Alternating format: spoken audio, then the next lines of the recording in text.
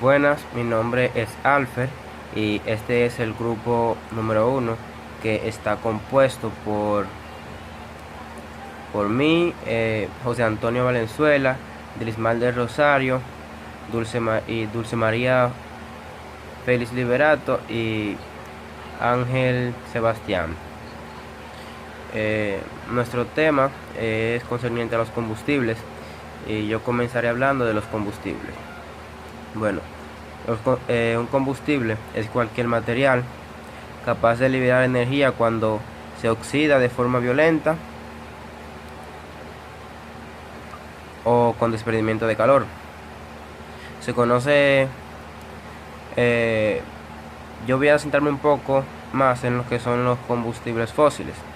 Se conoce como combustibles fósiles a los materiales que tienen la propiedad de liberar energía luego de ser quemados, con la particularidad de que su origen es de materia orgánica que ha sido fosilizada. Y esa es una de las características de los combustibles fósiles, que, que se obtiene de materia orgánica que ya previamente ha sido fosilizada. Eh, Básicamente hay tres tipos de combustibles fósiles, que son el carbón, el petróleo y el gas natural. La característica del carbón es que se obtiene de plantas que se cayeron en pantanos y que por la sal y las bacterias se fosilizaron. El petróleo tiene como característica que se obtiene de animales, de un conjunto de animales y plantas que murieron, cayeron en el suelo, se enterraron, fueron fosilizadas y que previamente se convirtieron en una especie de grasa y ya se convertiría en el petróleo.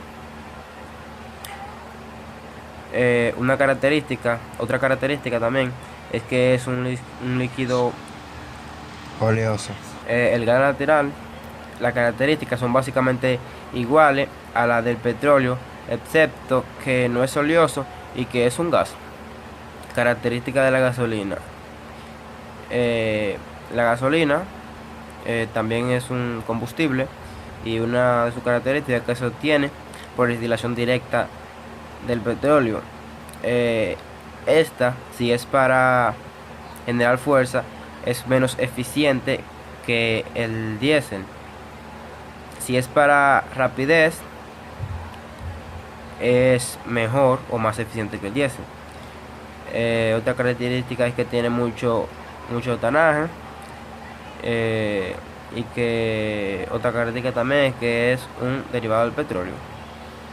El diésel, que también es otro combustible, tiene características que tiene mucho gasoleo, es un hidrocarburo líquido con una densidad de 850 y también que es un derivado del petróleo y es poco volátil.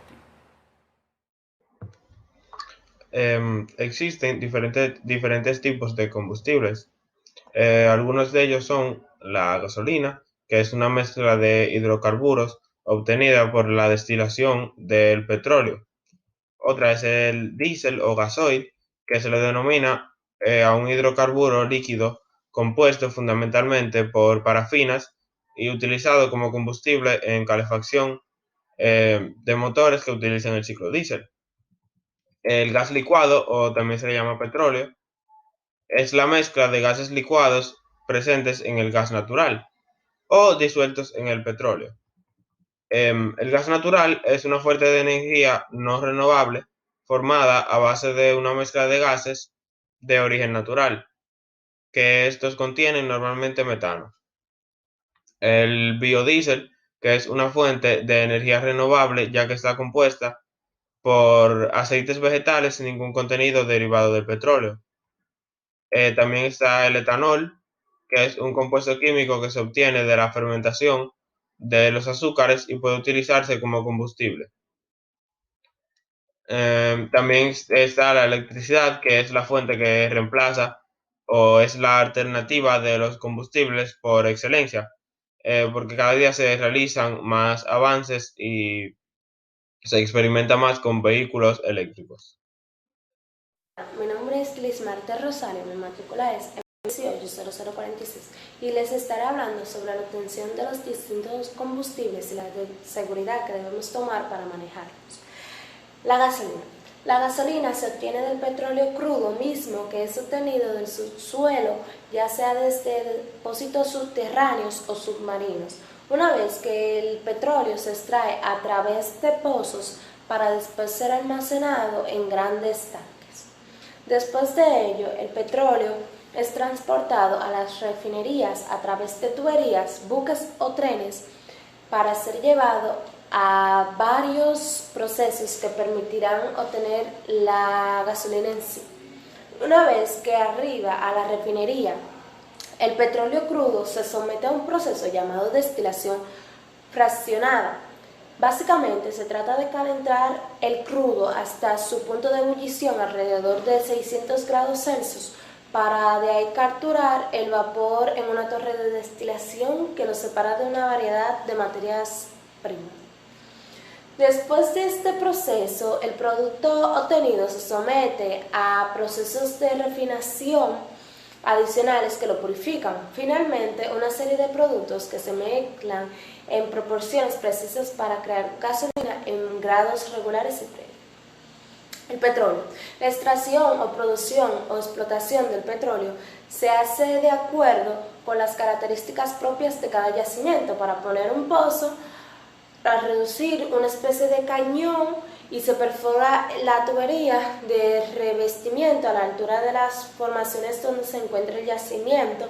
El petróleo fluye por esos orificios hacia el pozo y se extrae una tubería de menor diámetro conocida como tubería de producción.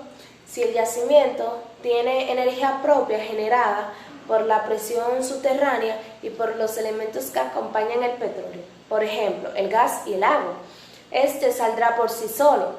En este caso se instala a la cabeza del pozo un equipo llamado árbol de Navidad que consta de un conjunto de válvulas para regular el paso del petróleo. Si no existe esta presión, se emplean otros métodos de extracción. El más común es el de balancín, el cual mediante un permanente balanceo se acciona una bomba en el fondo del pozo que succiona el petróleo hasta la superficie. El combustible diésel se obtiene de la destilación del petróleo entre los 200 y 380 grados Celsius. Es un líquido denso que tiene en origen gaseolos y antiguamente es considerado parte de los desperdicios de las refinerías. El diésel es un combustible no renovable que se utiliza para la generación de electricidad, transporte y calefacción. El gas natural. Si el gas natural se genera en el subsuelo de la Tierra, debe moverse hacia zonas que existan rocas porosas y permeables que la almacenen. Estas rocas son capaces de mantener el gas en su interior y a partir de ellas se puede extraer este recurso. El gas obtenido de los yacimientos de hidrocarburos es procesado para separar el metano de otros gases como el propano, butano e hidrocarburos más pesados. Además, como es extraído de las rocas, contiene compuestos de azufre que si no son eliminados podrían generar emisiones de gases que generan la lluvia ácida, un peligroso contaminante para la atmósfera. Una vez que el gas es extraído y procesado, puede ser transportado ya sea por gasoductos o convertido en gas natural licuado. Luego se carga en barcos para llegar a plantas de licuefacción que vuelven a transformarlo en gas y lo distribuyen por los consumidores. El etanol. La obtención del alcohol etileno se produce por dos fuentes posibles. Un mayor porcentaje de dicha fabricación se obtiene de la fermentación de plantas como la caña y el azúcar. Pero no solo es posible obtener alcohol etílico de la casarosa de la caña de azúcar, también es posible obtener este compuesto de almidón de maíz y de la celulosa de las maderas de árboles cítricos. El alcohol etílico que se obtiene en esta fermentación se mezcla con la gasolina y se utiliza como un combustible. Por otra parte, para uso industrial, este compuesto se consigue mediante la hidratación catalítica del etileno. Este último proviene del etano o del petróleo. Es un gas incoloro que, mezclado con ácido sulfúrico como catalizador, producen el alcohol etílico. La electricidad. En la actualidad, la mayor parte de la electricidad se obtiene mediante la combustión de los combustibles fósiles, petróleo, carbón y gas natural. Parte de la energía que proviene de la energía nuclear y de las grandes represas. Ahora bien, ya sabiendo la obtención de estos combustibles, debemos de tener en cuenta el manejo en general que debemos tomar para resguardarnos por si sucede algún acontecimiento o accidente. La seguridad que debemos tener en cuenta para el manejo de un combustible es limpiar el polvo por aspiración siempre que sea posible, no mojar el combustible, evitar el contacto y mantener buenas prácticas de higiene personal, utilizar los equipos de protección personal, tales como mascarillas, guantes apropiados, gafas y calzados. Gracias. Esto fue todo. Buenas, mi nombre es Dulce Félix, matrícula M180146, y yo les estaré hablando acerca de la manipulación de los combustibles, así como los daños provocados a la salud. Como norma general, este tipo de productos deben ser utilizados en lugares acondicionados y utilizar una protección respiratoria provista del filtro adecuado. También se debe utilizar una protección ocular adecuada y en casos del tacto debemos utilizar guantes o ropa que viene siendo el overall, pero en casos en los que se requiere mayor sensibilidad táctil se debe usar una crema que es utilizada como barrera, y esta la debemos usar, si es un ejemplo en las manos, debemos lavarnos bien las manos antes de aplicarla, pero esta crema no dura por toda la jornada, por ende debemos aplicarla una y 2 veces más durante la jornada. Antes de colocar la crema debemos lavarnos bien. En los espacios confinados debemos airear con aire comprimido, pero nunca con oxígeno. También debemos equiparnos con cinturón de seguridad y cuerda de rescate, y debemos emplazar a una persona que se encargue de vigilar la cuerda de rescate y a la persona que se encuentra dentro del recinto. Se debe acceder al recinto con equipo de respiración autónoma, y las máscaras provistas de filtro podrán utilizarse solo cuando se haya garantizado que la aireación es eficaz. Condiciones a tener en cuenta para el manejo seguro: no guardar ni consumir alimentos o bebidas, no fumar ni realizar ninguna actividad que implique el uso de elementos o equipos capaces de provocar chispas, como las llamas abiertas o fuentes de ignición. También tenemos, tales como la cerilla, mecheros, sopletes, etcétera, en los lugares que se utilicen estos tipos de productos. También debemos evitar el contacto con la piel, así como la impregnación de estos productos en nuestra ropa, no acumular trapos impregnados en recintos cerrados y con poca ventilación, ya que pueden autoinflamarse. Evitar el contacto de estos productos con ácidos fuertes y oxidantes. También debemos evitar no reutilizar las botellas de agua o contenedores de bebidas, rellenando con los productos en cuestión cuando sea necesario traspasarlos desde su envase original a otro más pequeño. Se deben utilizar recipientes especiales para productos químicos y etiquetarlos debidamente, debiendo siempre permanecer bien cerrados. En caso de dudas, debe consultar la ficha de seguridad de cada producto en particular. Los efectos de estos productos sobre la salud son agudos. Estos provocan irritación de ojos, vías respiratorias y árbol traqueobronquial, desengrase y desencadenamiento de la piel por el contacto. También tenemos los crónicos, que son dermatitis de contacto, en ocasiones hepáticas y renales. Ahora vamos con los primeros auxilios. En caso de inhalación, se debe respirar aire fresco y si es preciso, practicar la respiración boca a boca o mediante medios instrumentales. En caso de contacto con los ojos, se deben enjuagar bien durante 10 minutos, manteniendo los párpados abiertos y aplicar colirio o, en dado caso, ir a un oftalmólogo.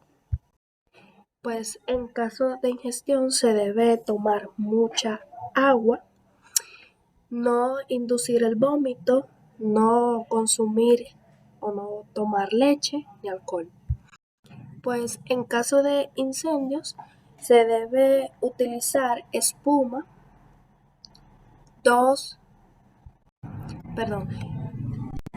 en caso de incendio se debe utilizar espuma CO2 o polvo seco. Nunca utilizar agua a chorro. Medidas a tomar en caso de vertido: recoger con materiales absorbentes como la cepiolita, la tierra de diatomeas, entre otros. Los restos, lavarlos con agua y jabón.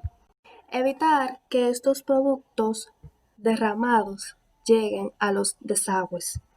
Los residuos de estos productos se consideran especiales, debiendo ser tratados y eliminados por un gestor autorizado.